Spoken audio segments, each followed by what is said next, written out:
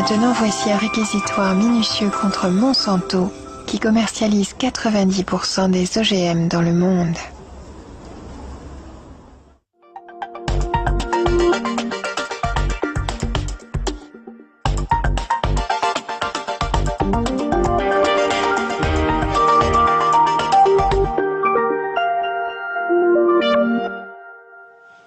Bonsoir, meine Damen und Herren. Mesdames et messieurs, quand j'ai vu pour la première fois le documentaire qui va suivre, j'ai eu l'impression de me retrouver dans un film de James Bond où les méchants veulent dominer le monde. Et pourtant, ce documentaire est basé sur des faits. Nous découvrons comment, grâce aux herbicides et aux OGM, le géant américain de la chimie Monsanto est sur le point de prendre le contrôle de la production alimentaire de la planète. C'est d'ailleurs peut-être déjà fait. C'est cette même entreprise Monsanto qui fabriquait déjà le tristement célèbre agent orange employé par les Américains au Vietnam. Durant 3 ans, la réalisatrice Marie-Monique Robin a rassemblé les pièces du puzzle dans le monde entier et le tableau qu'elle dresse est effarant. Recherche effrénée du profit et coupable passivité de la classe politique. Et pas de James Bond pour s'y opposer. C'est le monde selon Monsanto.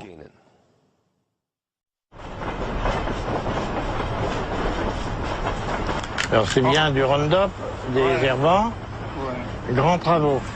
Celui-là, ça c'est du nouveau. Mais je vois sur celui-là, il y a marqué biodégradable. Ça c'est l'ancien. Maintenant il ne marque plus biodégradable. Donc ça ne doit plus être biodégradable, c'est le même produit. C'est parce qu'ils ne doivent plus avoir le droit de le marquer, ça ne doit pas être vraiment biodégradable. Fais gaffe qu'on n'en reçoive pas dans la figure. Quand même, Non, je ne suis pas un assassin. Hein. Je suis sûr que ce soja Roundup Ready est mûr. On va pouvoir le récolter aujourd'hui. 11,5% d'humidité. C'est parfait pour la moisson. La première fois que j'ai entendu parler du soja Roundup Ready, c'était il y a 8 ans dans un magazine agricole. Ça avait l'air d'une innovation très intéressante. Le soja contient une protéine qui a été introduite dans la plante par manipulation génétique et qui la rend résistante au Roundup. Le Roundup est pulvérisé sur les plantes. Cela présente des avantages indiscutables. Si vous observez mon champ, il n'y a pas de mauvaises herbes. Utilisé selon le mode d'emploi, Roundup ne présente pas de risque particulier pour l'homme, les animaux domestiques et leur environnement. Marque déposée de Monsanto, fabriquée en Belgique. Si tu vois des escargots, t'en mets pas dessus, hein, parce qu'ils seront immangeables. Hein. Alors attention aux fraisiers. Hein. J'encourage vraiment les agriculteurs européens à s'intéresser de plus près à la technologie Roundup Ready. C'est un très bon système pour l'environnement et à long terme. Essayez-le.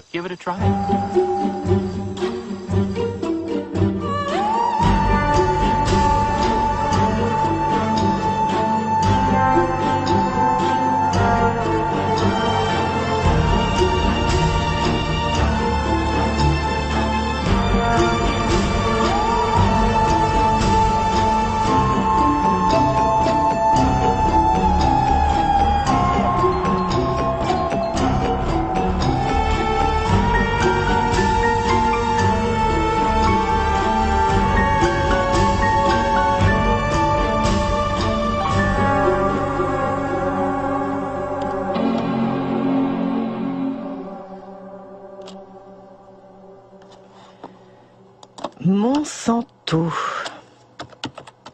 Ça fait 20 ans que je parcours le monde et partout j'ai entendu parler de cette multinationale américaine. À dire vrai, pas toujours en bien. J'ai voulu en savoir plus et j'ai navigué sur la toile pendant des mois en assemblant patiemment les pièces du puzzle.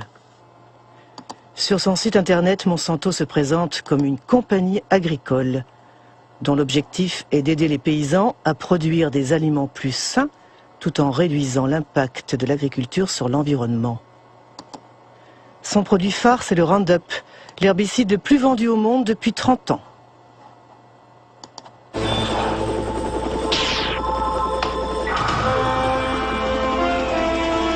One shot. All it takes for weeds. Roundup. Monsanto est aussi le leader mondial de la biotechnologie.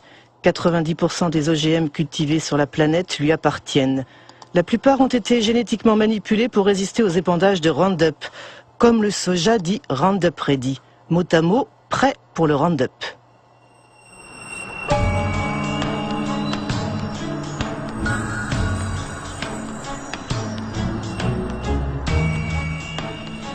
Les OGM de Monsanto ont envahi le monde, mais jamais une application agro-industrielle n'a suscité autant de passion et de polémiques. Pourquoi? Quels sont les enjeux des OGM et le passé de la firme peut-il éclairer ce qu'elle est ou prétend être aujourd'hui? Créée en 1901 à Saint-Louis dans l'État du Missouri, Monsanto ne fut pas toujours une compagnie agricole. Ce fut d'abord l'une des plus grandes compagnies chimiques du XXe siècle. Chemistry is working for you, and very likely Monsanto is working for you. Monsanto, where creative chemistry works wonders for you. Les merveilles vantées par la publicité ont fait de Monsanto l'une des entreprises les plus controversées de l'ère industrielle. Agent orange, aspartame, hormones de croissance, PCB, les PCB. Ces huiles chimiques, utilisées comme isolants dans les transformateurs électriques, furent le fleuron de la firme pendant près de 50 ans. Elles s'appelaient Arochlor aux États-Unis, Pyralène en France ou Kloppen en Allemagne, jusqu'à leur interdiction au début des années 1980. Monsanto PCB.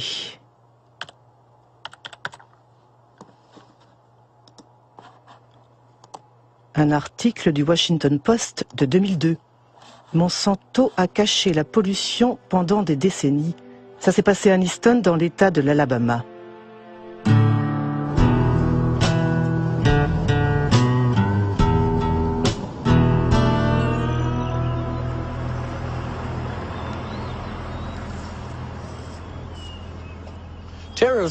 Terry était mon petit frère.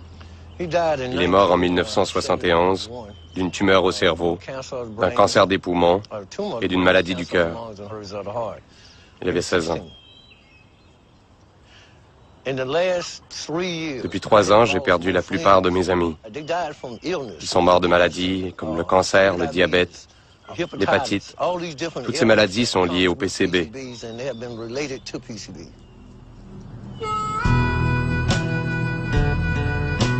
C'est la route de Monsanto.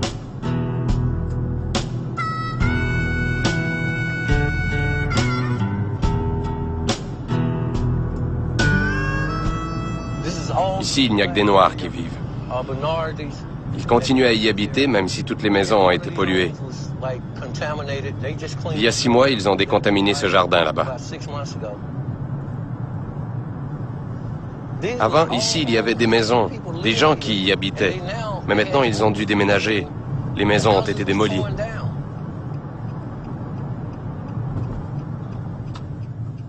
Ça, c'est la maison où mon frère est mort. C'est là que j'ai grandi.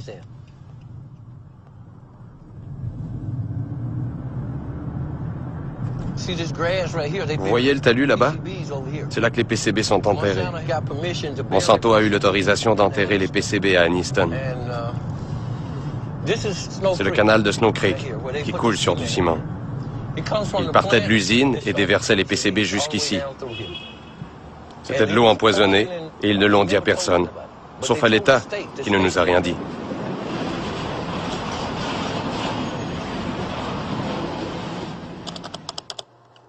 PCB, Monsanto savait. Mais savait quoi exactement? Une organisation environnementale de Washington, dirigée par l'écologiste Ken Cook, a mis en ligne les archives internes de la firme. La plupart sont classées confidentielles. Détruire après lecture. Un document de 1937. L'exposition au PCB provoque des effets toxiques sur tout l'organisme et des éruptions cutanées de type acné. 1961. Après la rupture d'un tuyau dans une usine utilisant des PCB, 2 ouvriers ont développé les symptômes d'une hépatite. 1966. Des scientifiques ont plongé des poissons dans l'eau du canal de Snow Creek. Tous sont morts au bout de 3 minutes et demie. Pollution. Lettre adressée aux responsables de vente en 1970. Ce document résume toute l'histoire. On peut y lire « Nous ne pouvons pas nous permettre de perdre $1 de vente ». Ils ont caché le fait qu'ils empoisonnaient leurs voisins d'Anniston parce qu'ils ne voulaient pas perdre $1.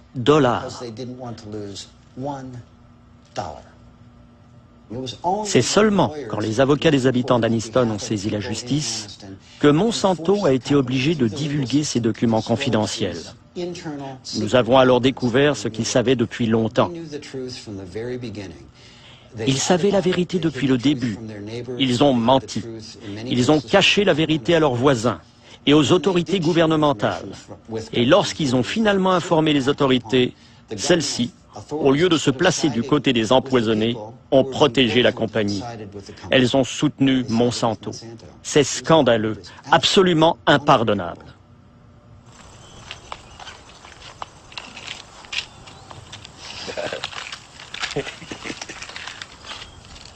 C'est tous tes médicaments?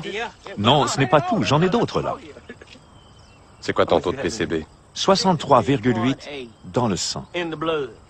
Dans le sang. Si on faisait une biopsie de sa graisse, il serait en haut de l'échelle avec 3 ou 4 000 parts par milliard. Ou plus. Quel est le niveau acceptable? C'est 2 parts par milliard. C'est le standard mondial. Mais nous en avons plus dans le sang et dans le corps que nulle part ailleurs dans le monde. Ici, c'est normal de parler de son taux de PCB? Nous en parlons tous ici parce que c'est notre quotidien. Qu'il arrive que les enfants viennent me voir et me disent « Monsieur Baker, on m'a fait des analyses, j'ai 3 parts par milliard. Combien de temps il me reste ?» Cette histoire est absolument terrible. Mais qu'en pensent les scientifiques? Sur la toile, on trouve de nombreux articles concernant les effets des PCB sur la santé humaine. L'un des meilleurs spécialistes s'appelle David Carpenter. C'est lui qui a réalisé les tests pour les habitants d'Anniston. Nous avons tous des PCB dans nos corps. Les ours polaires et les pingouins ont des PCB. Par le passé, il n'y avait que quelques sites où l'on se débarrassait des PCB. Mais avec le temps, ils ont contaminé l'air et l'eau. Maintenant, toute la planète est contaminée par les PCB. Les PCB causent beaucoup de maladies. La plus connue est le cancer.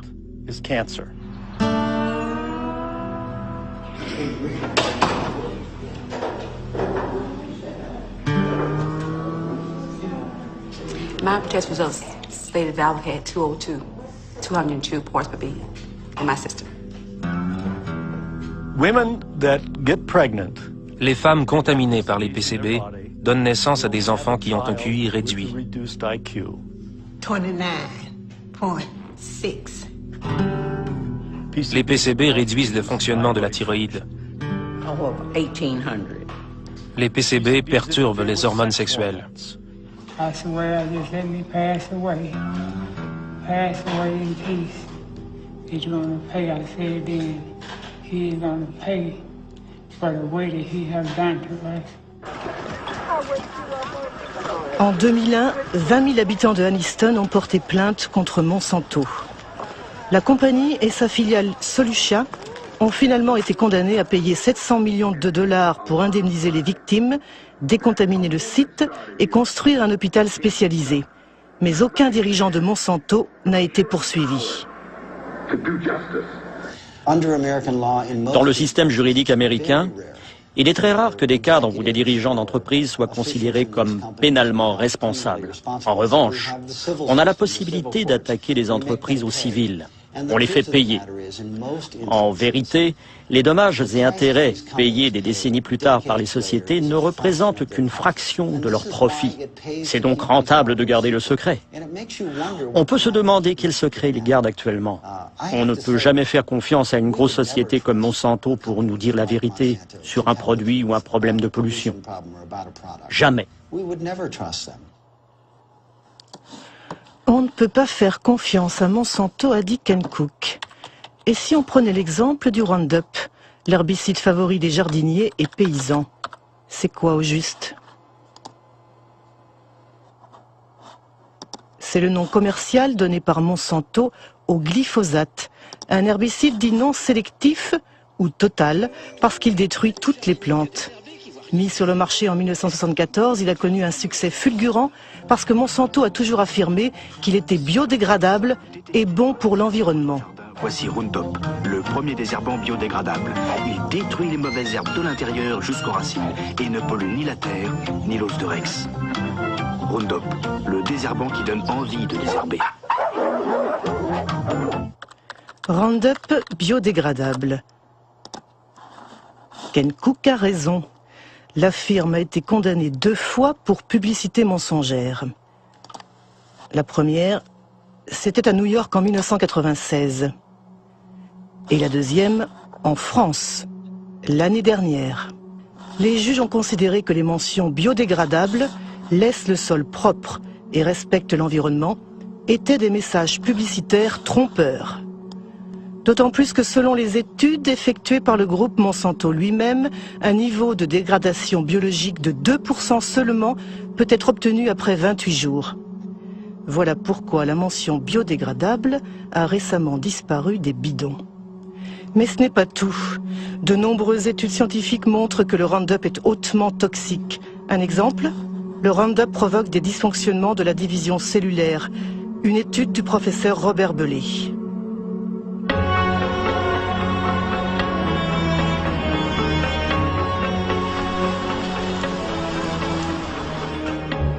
Le professeur Bellet travaille pour le CNRS et l'Institut Pierre et Marie Curie. Il a étudié les effets du Roundup sur des ovules fécondés d'oursins. La très grosse surprise a été que le Roundup a un effet sur la division des cellules. Et très vite, on s'est aperçu que ce qui était touché par le Roundup était un point clé de la division. C'est-à-dire pas les mécanismes de la division elle-même, mais les mécanismes qui contrôlent la division des cellules. Il faut comprendre comment naît un cancer. Les cellules, au départ, ne sont pas cancéreuses, et à partir d'un certain moment, il y a des modifications en elles, et la modification principale, c'est ce qu'on appelle devenir instable du point de vue génétique. Et c'est ce premier dérèglement qu'on a observé avec le Roundup. Et c'est pour ça que l'on dit que pour nous, le Roundup induit les premières étapes qui conduisent au cancer. Et nous faisons attention de ne pas dire induisent des cancers, puisque les cancers, on les verra dans 30 ou 40 ans.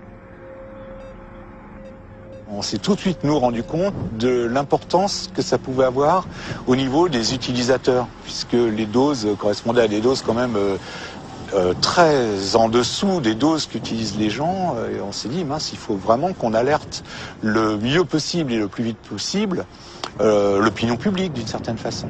Alors pour faire ça, moi je me suis dit, le meilleur système, c'est de m'adresser à mes tutelles. Et j'étais un peu surpris, même très surpris. On nous a suggéré ou fortement incité à ne pas communiquer parce qu'il y a cette question des OGM derrière. Cette histoire est incroyable. On a caché la toxicité du Roundup pour protéger le développement des OGM. Reprenons l'histoire des OGM à son début.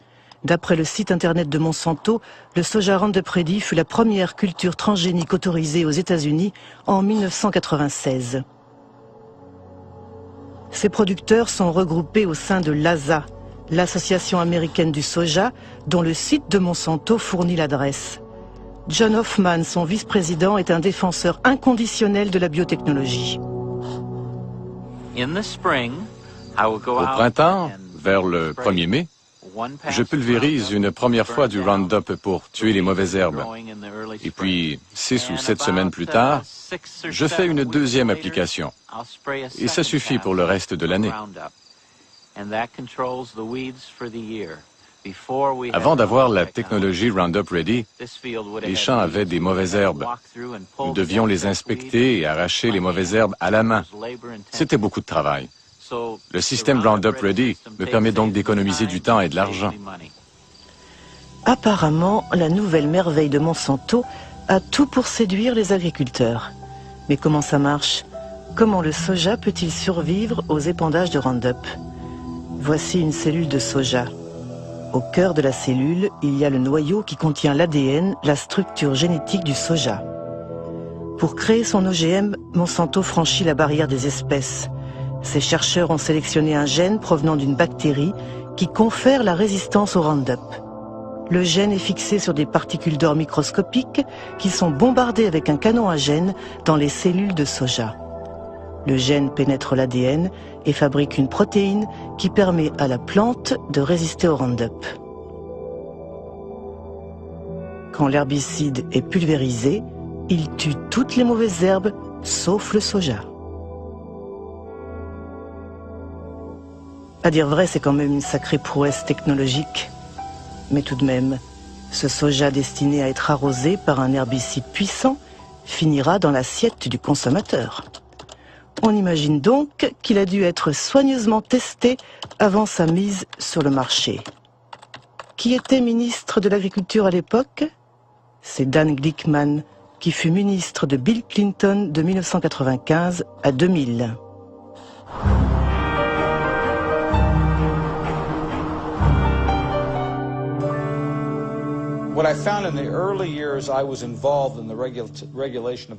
Au début de mon mandat, il y avait un consensus dans l'agroalimentaire et au sein du gouvernement des États-Unis.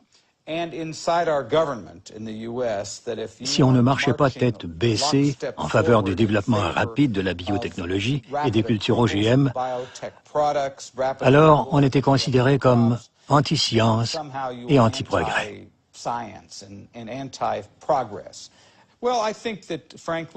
Franchement, je pense qu'on aurait dû faire plus de tests. Mais les entreprises agro-industrielles ne voulaient pas parce qu'elles avaient fait d'énormes investissements pour développer ces produits. Et en tant que responsable du service qui réglementait l'agriculture, j'ai subi beaucoup de pression pour, disons, ne pas être trop exigeant. La seule fois où j'ai osé en parler pendant le mandat de Clinton, je me suis fait taper sur les doigts, non seulement par l'industrie, mais aussi par les gens du gouvernement. En fait, j'ai prononcé un discours où j'ai dit qu'il fallait qu'on étudie plus sérieusement la réglementation des OGM. Et il y avait des gens à l'intérieur du gouvernement Clinton, surtout dans le domaine du commerce extérieur, qui étaient fâchés contre moi. Ils m'ont dit, « Comment peux-tu, toi qui travailles dans l'agriculture, mettre en cause notre système de réglementation ?» Voilà qui est clair. Aux États-Unis, le ministre de l'Agriculture ne fait pas le poids face aux intérêts des multinationales. Mais comment sont réglementés les OGM aux États-Unis? Le texte le plus important a été publié par la FDA, la Food and Drug Administration, l'agence chargée de la sécurité des denrées alimentaires et des médicaments. Titre: Aliments dérivés des nouvelles variétés de plantes. Date: 29 mai 1992. Principe 1. Les aliments obtenus par modification génétique sont réglementés de la même manière que ceux obtenus par le croisement traditionnel des plantes. En clair, la FDA décide de ne pas créer de catégorie spéciale pour les OGM. Pour toute question, adressez-vous à James Mariensky, qui dirigeait alors le département de la biotechnologie.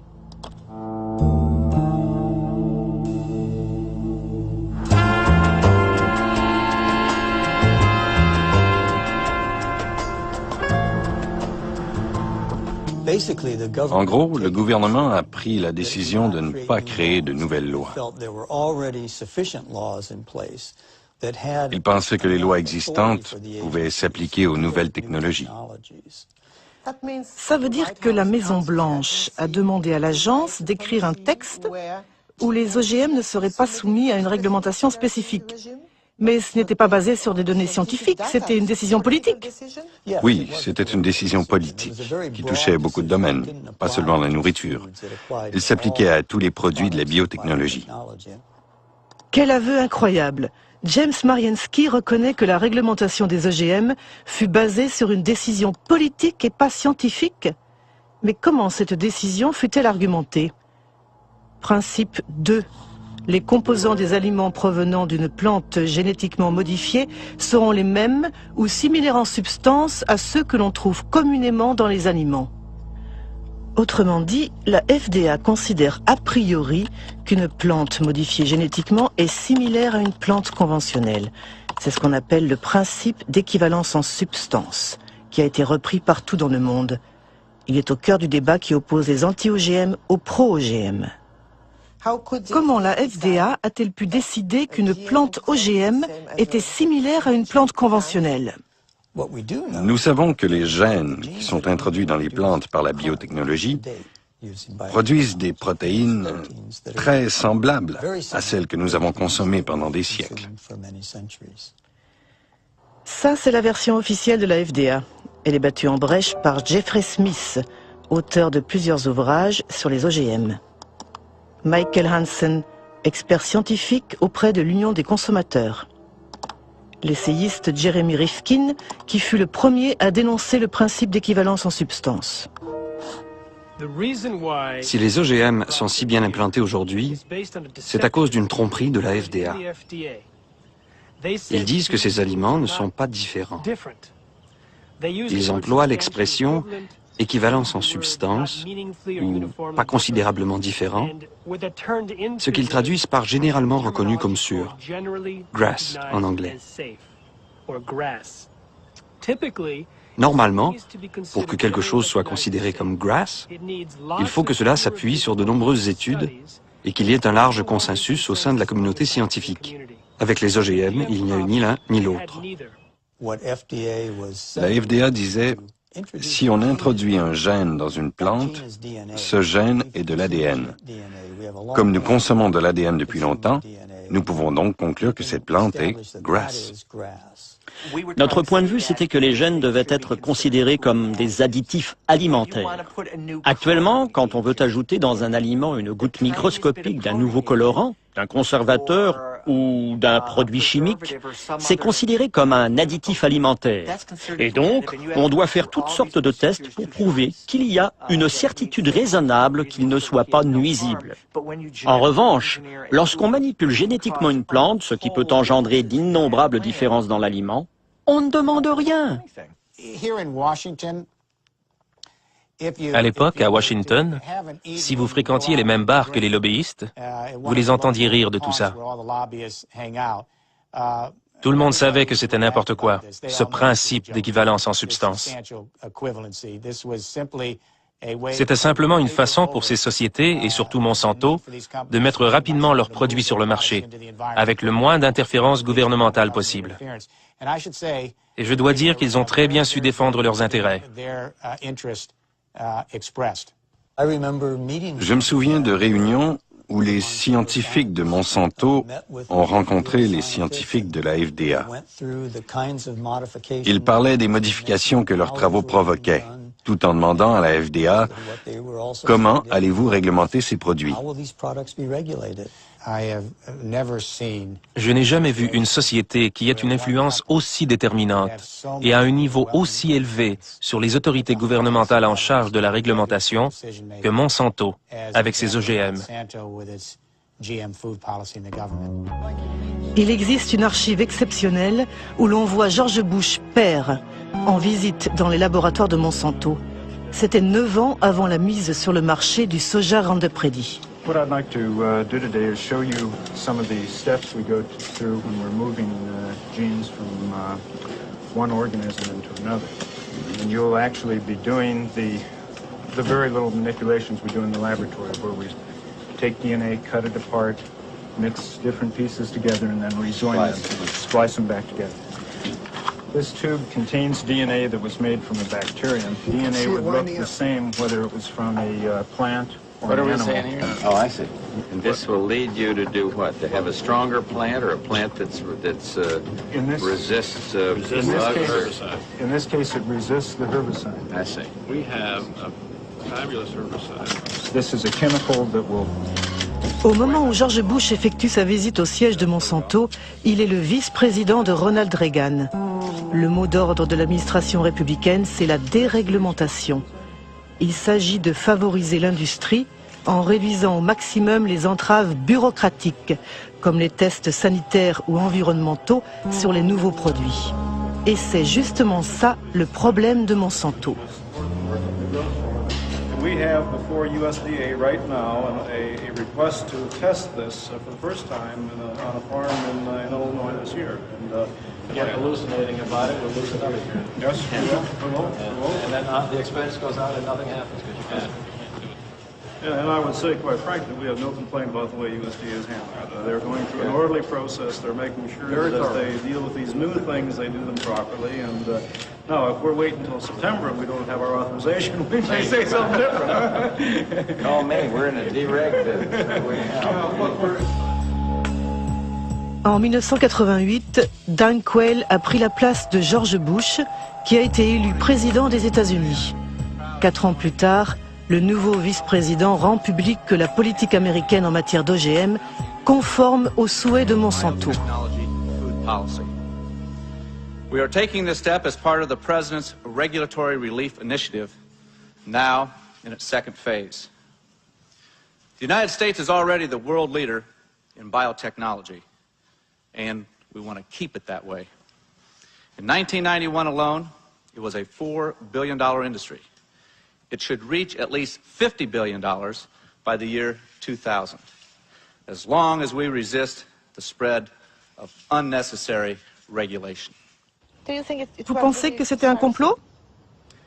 Le mot complot est un peu fort, mais du point de vue de la firme, disons que c'était une prise de pouvoir absolument sans faute. Très tôt, un certain Michael Taylor est devenu l'administrateur adjoint de la FDA, au moment où la réglementation des OGM était rédigée. Qui est Michael Taylor?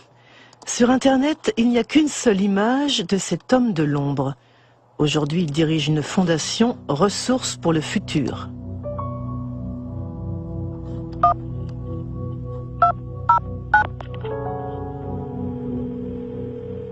Hello, Marie-Monique speaking. Hello, it's Mike Taylor.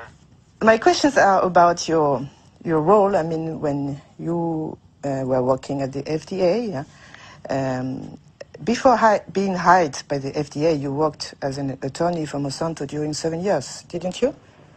Well, I was a partner in a law firm of which Monsanto was a client. And I worked on some Monsanto matters, yes. And apparently, if I understood well what I read, the FDA created a new position for you, Deputy Commissioner for Policy? Well, because there was a special need at that time at the FDA because of the new GMOs? It had nothing to do with GMOs. Nothing at all to do with GMOs. I wasn't the author of these policies, but that's just false. Il est arrivé à la FDA en juillet 1991. Jusqu'à cette date, il travaillait dans le cabinet d'avocats King & Spalding. Parmi ses clients, il y avait non seulement Monsanto, mais aussi l'IFBC, le Conseil international de la biotechnologie et des aliments. Il a écrit pour l'IFBC un document présentant la manière dont le Conseil aimerait qu'on réglemente les OGM. Si vous comparez cette proposition de Michael Taylor pour l'IFBC et le texte publié par la FDA, ils sont très similaires. Si ce n'est pas lui l'auteur de la réglementation, alors quelqu'un a pris son document en le modifiant légèrement avant de le publier.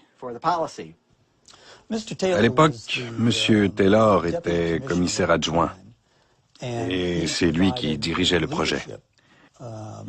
Il était le chef, le leader de la réglementation, chargé de faire en sorte que le projet soit conduit à son terme. Monsanto a su parfaitement mener le jeu politique et légal. Ils ont joué un rôle clé dans l'autorisation de mise sur le marché de l'hormone de croissance bovine et au-delà, dans la manière dont le gouvernement américain a géré la biotechnologie.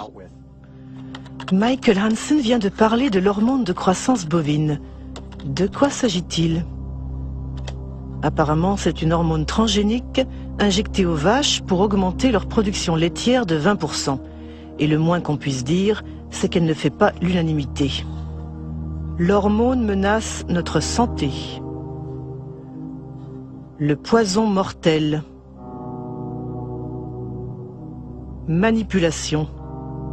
Baptisé RBGH, hormone de croissance bovine recombinante, le produit est commercialisé par Monsanto sous le nom de Posilac depuis 1994.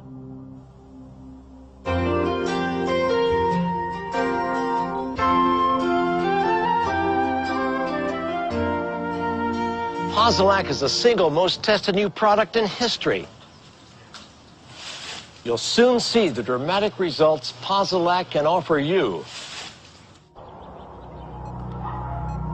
En 1985, Monsanto a déposé un dossier auprès de la FDA pour obtenir l'autorisation de mise sur le marché de Posilac.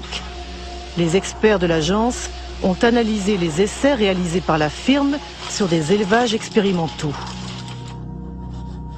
À la FDA, le vétérinaire en charge du dossier s'appelait Richard Burroughs. Dans une interview, il a déclaré que des officiels de l'agence ont supprimé et manipulé des données.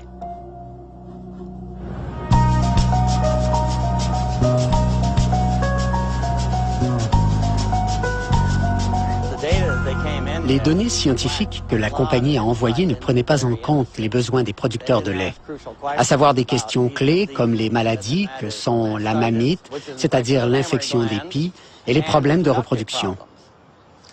Alors quand j'ai vu que toutes ces données manquaient, j'ai dit « Hé les gars, vous devez récolter plus d'informations ». Ça les a retardés de 2 ou 3 ans. Avez-vous averti la FDA de vos préoccupations ? Petit à petit, j'ai été marginalisé. Mon chef a mis des proches sur le dossier et j'ai eu de moins en moins accès aux données, y compris les choses que j'avais personnellement demandées, comme les études sur la mamite. J'étais devenu un obstacle. Alors ils ont décidé de m'éliminer en me mettant au placard. Finalement, j'ai été licencié. Un jour, on m'a raccompagné à la porte et c'était fini pour moi. Est-ce que vous avez été menacé ? Oui, par les avocats de Monsanto. Quand j'ai contesté mon licenciement devant la justice, ils ont dit à mon avocat qu'il me ferait un procès si je révélais des secrets de la compagnie pour ma défense. Finalement, la FDA sera condamnée à réintégrer le vétérinaire trop consciencieux qui, écœuré, finira par démissionner. Mais ce n'est pas tout. Sur Internet, on parle aussi de documents volés à la FDA et transmis au docteur Samuel Epstein, qui dirige la coalition pour la prévention du cancer.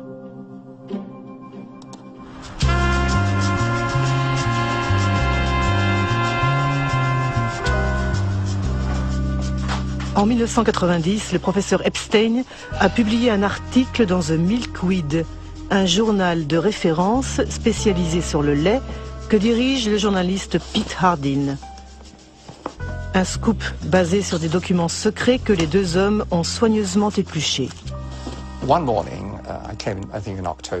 Un jour au bureau, j'ai trouvé une énorme boîte de documents envoyée de Washington par un expéditeur anonyme.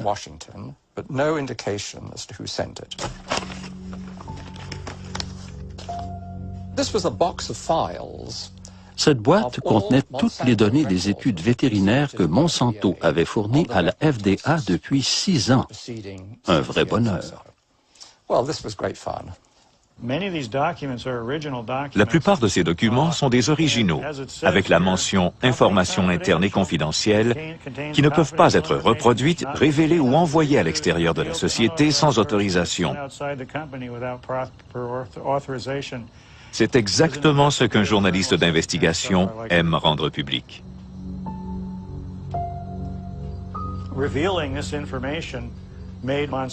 La révélation de ces informations a fait enrager Monsanto et la FDA. Nous avons pu prouver que les changements physiologiques observés chez les animaux piqués avec l'hormone étaient dramatiques.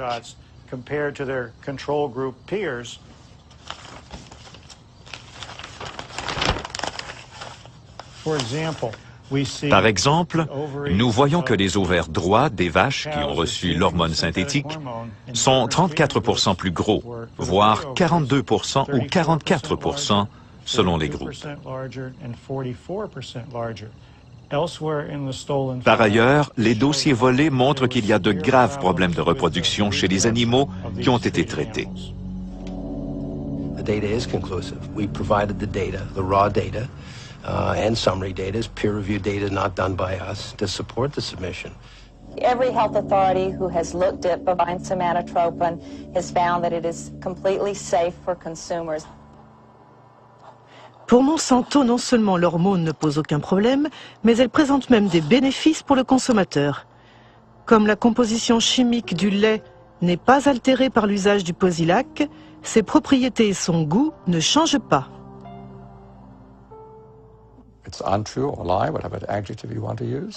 Ce n'est pas vrai, c'est un mensonge. C'est un produit très différent pour plusieurs raisons. D'abord, comme les vaches souffrent souvent de mammites, il y a du pus dans le lait.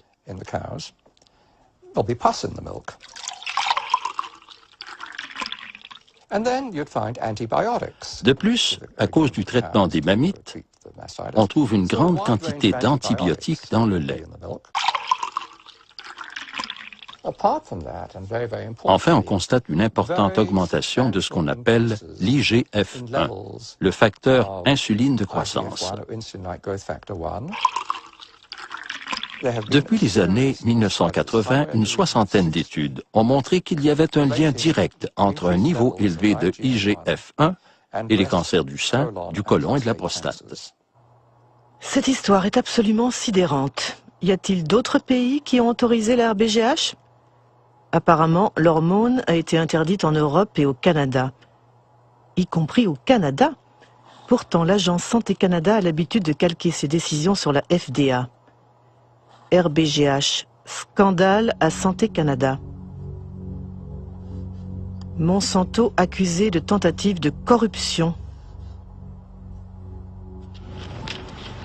En octobre 1998, 3 scientifiques de Santé Canada ont témoigné devant une commission sénatoriale pour s'opposer à la mise sur le marché de l'hormone transgénique. L'affaire a été déclenchée par le docteur Shiv Chopra, qui est ce qu'on appelle en anglais un whistleblower, disons un lanceur d'alerte.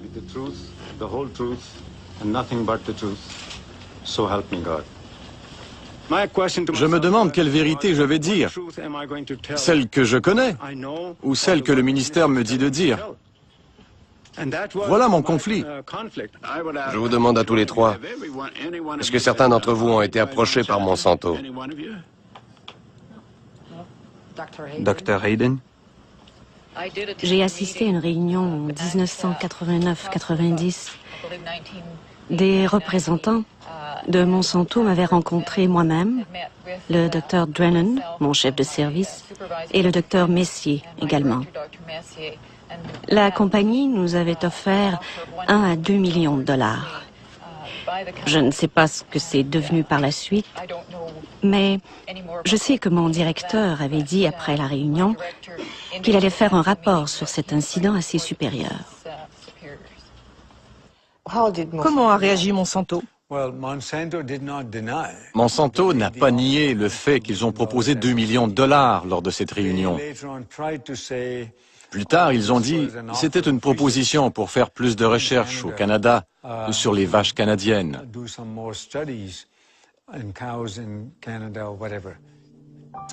En tout cas, le résultat, c'est que l'hormone transgénique n'a pas été autorisée au Canada. À la suite des révélations canadiennes, le Parlement européen l'a banni pour toujours. Puis, tout d'un coup, Margaret Hayden, Gérard Lambert et moi, nous avons été tous les trois congédiés pour désobéissance. Vous avez été licencié? Oui, nous avons été licenciés et nous avons porté l'affaire en justice. Aux États-Unis, le Congrès avait également ouvert une enquête à la demande des opposants de l'hormone transgénique. Ceux-ci dénonçaient notamment l'interdiction d'étiqueter le lait selon sa provenance, qui empêche les consommateurs de choisir. Mais curieusement, l'enquête du Congrès n'a jamais abouti. Bovine growth hormone, BGH, is a test of consumer acceptance of genetic engineering. In the garbage. In the garbage! The cow hormone drug. L'hormone de croissance bovine représente la première application de la biotechnologie à la production d'aliments et Monsanto est une multinationale très puissante qui a beaucoup de relations au sommet de l'État. Pour le gouvernement fédéral, le développement de la biotechnologie représentait un enjeu si important qu'il a préféré ignorer ces questions, disons subalternes, que sont la santé des vaches ou des consommateurs. La raison pour laquelle la FDA a autorisé la mise sur le marché de la RBGH, c'est que beaucoup d'anciens salariés de Monsanto occupaient des postes clés à la FDA. Ils ont rejoint l'agence pour faire homologuer le produit. C'est ce qu'on appelle les portes tournantes, avec un effet de double hélice. Les portes tournantes. Oui, les portes tournantes. Il n'y a pas qu'en agriculture qu'il y a des portes tournantes. C'est dans beaucoup de secteurs. Donald Rumsfeld était le PDG de Searle, qui était une filiale de Monsanto. L'ambassadeur américain du commerce extérieur, Mickey Cantor, a fini au conseil d'administration de Monsanto. Clarence Thomas, juge à la Cour suprême, a travaillé pour Monsanto. Monsanto Revolving Doors, en français les chaises musicales, état des lieux non exhaustif en 1999. Linda Fisher passe de l'EPA, l'agence de protection de l'environnement, à Monsanto. Michael Friedman de la FDA à Monsanto. Marcia Hale et Josh King de la Maison Blanche à Monsanto. Margaret Miller de Monsanto à la FDA. William Reichelshaus de l'EPA à Monsanto, sans oublier Michael Taylor qui a fait plusieurs fois l'aller-retour. Once your mission carried out by the FDA, you became Monsanto's vice president for public policy. Right. So there is no conflict of interest for you. No, and again, the rules are the rules, and I played within the rules. I think in terms of public acceptance, it's been one blunder after another. If you're trying to have a strategy for having the public understand and accept the new technology, having the first application of it be related to milk, which we already have more than we need, it created, it helped create a climate of suspicion. I think the idea that companies are not required in every case of a GMO to submit the product to FDA, such as is required in Europe, I think that from a public confidence, public acceptance standpoint, that's not a sufficient system. I personally have said that Congress should change the law. Congress should create a mandatory notification system that ensures that every product is looked at by FDA and that FDA makes a safety judgment about every product. Voilà ce qu'on appelle un aveu fort intéressant. Apparemment, Michael Taylor semble regretter la réglementation qu'il a signée en 1992. Qu'en pensaient les scientifiques de la FDA? Y avait-il un consensus sur la réglementation des OGM? Des documents internes montrent que l'agence a ignoré les inquiétudes de ses propres scientifiques. C'est signé Steven Drucker.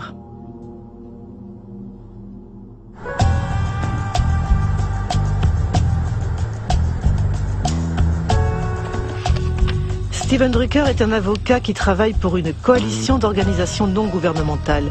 Il a porté plainte contre la FDA et obtenu la déclassification de ses archives sur les OGM.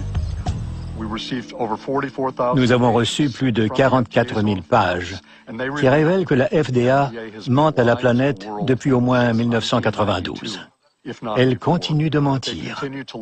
Elle prétend que le principe d'équivalence en substance entre les OGM et les plantes conventionnelles est appuyé par un très large consensus au sein de la communauté scientifique et que de nombreuses données scientifiques le prouvent. Ces deux affirmations sont des mensonges flagrants. Par exemple, le docteur Lois Prebill, du département de la microbiologie de la FDA, a écrit « Il y a une différence énorme entre les effets inattendus que peuvent produire les plantes traditionnelles et les OGM. » Puis, il a ajouté que certains aspects de la manipulation génétique pourraient être plus dangereux. L'inquiétude exprimée par les experts de la FDA était si importante que le docteur Linda Call de la FDA, qui était chargé de suivre et de synthétiser leurs avis, a écrit un compte-rendu au coordinateur de la biotechnologie de la FDA, le docteur James Mariansky. Selon les documents internes de la FDA qui ont été rendus publics, il y avait beaucoup de scientifiques de la FDA qui n'étaient pas d'accord avec la réglementation proposée. Par exemple, j'ai ici un mémo que Linda Kahl vous a envoyé. Oui. Elle dit « Les processus de manipulation génétique et de croisement traditionnel sont différents. » Et de croisements traditionnels sont différents et selon les experts de l'agence, Ils conduisent à des risques différents. des risques différents. C'est vrai que nous avions des opinions très divergentes au sein de l'agence. C'est ce que Linda Kahl résume dans son mémorandum. Mais quand nous avons fini d'écrire la réglementation, tous les scientifiques étaient d'accord.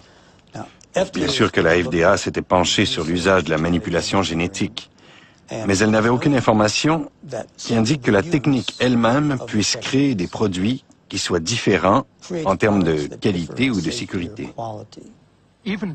Avant que les scientifiques de la FDA fassent part de leurs inquiétudes, l'agence avait reçu un signal d'alerte très clair.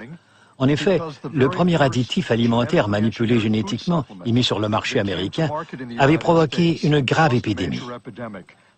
Vous souvenez-vous de ce qui s'est passé avec le L-tryptophane en 1989? Oui. C'était un acide aminé génétiquement manipulé. A priori, nous connaissons très bien les acides aminés. Il a tué des dizaines de personnes et rendu malades des centaines d'autres. Il a provoqué l'épidémie d'une maladie inconnue appelée EMS. C'est vrai. Combien de gens sont morts? Oui, oui, mais nous avons beaucoup... 37 et plus de 1000 handicapés, vous souvenez-vous? Je m'en souviens. Selon un document de la FDA, vous avez dit « Nous ne savons pas quelle est la cause de l'EMS, mais nous ne pouvons pas éliminer l'hypothèse qu'elle soit due à la manipulation génétique ». Est-ce que vous avez dit ce que j'ai lu? Oui. Incroyable. James Mariensky n'excluait pas que la manipulation génétique puisse entraîner des effets inattendus, mais il n'a pas bougé le petit doigt. Y a-t-il des scientifiques indépendants qui ont travaillé sur cette question capitale pour les consommateurs?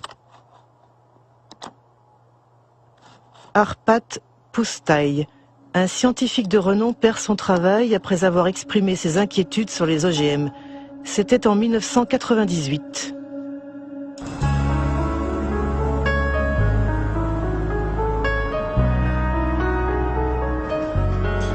Arpat Pusztai travaillait pour l'Institut Rowlett en Écosse et il avait dirigé une étude sur des pommes de terre transgéniques à la demande du ministère de l'Agriculture. Un budget de plus de 2 millions d'euros qui avait mobilisé 30 chercheurs pendant 2 ans pour préparer l'arrivée des OGM en Grande-Bretagne. Nous étions tous enthousiastes. J'étais enthousiaste. Le ministère pensait que si nous faisions cette étude en examinant tous les aspects, cela constituerait un soutien en faveur des OGM. Au moment de lancer les produits sur le marché, il pourrait dire que le meilleur laboratoire européen de nutrition avait trouvé qu'il n'y avait pas de problème. Arpat Pusztai est spécialiste des lectines. Ce sont des protéines qui ont une fonction insecticide et protègent les plantes contre les pucerons.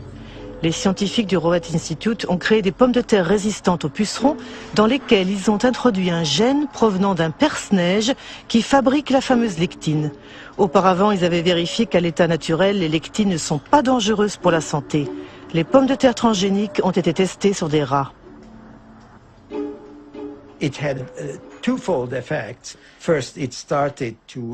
Nous avons constaté 2 effets. D'abord, une prolifération des cellules dans l'estomac, et cela n'est pas bien. Je ne dis pas que c'est cancéreux, mais cela peut faciliter le développement de tumeurs causées par des produits chimiques. De plus, le système immunitaire de l'estomac était en surchauffe. On ne sait pas si cela est bon ou mauvais, mais en tout cas, l'organisme traitait ces pommes de terre comme des corps étrangers. Nous étions convaincus que c'était la manipulation génétique qui était à l'origine du problème et pas le gène de la lectine, parce que nous l'avions testé tout seul à une concentration 800 fois plus élevée et il ne faisait pas de mal. C'était très important parce que la FDA parlait à l'époque d'une technologie neutre. Nous avons dit et publié que ce n'était pas le gène en soi qui était le problème, mais la technique d'insertion.